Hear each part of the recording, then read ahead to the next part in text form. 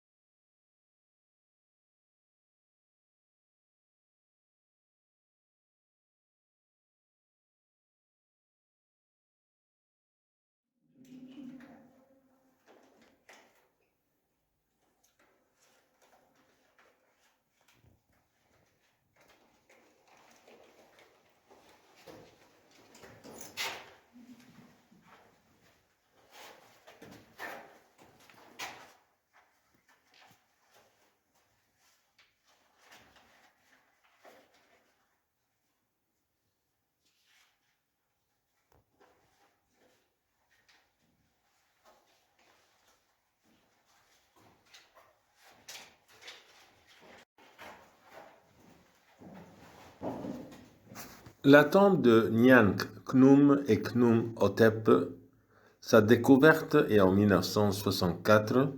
Sa datation exacte reste imprécise. On peut estimer qu'elle date très vraisemblablement du règne du roi Ni-Userra, 6e roi de la 5e dynastie, environ 25 siècles avant Jésus-Christ.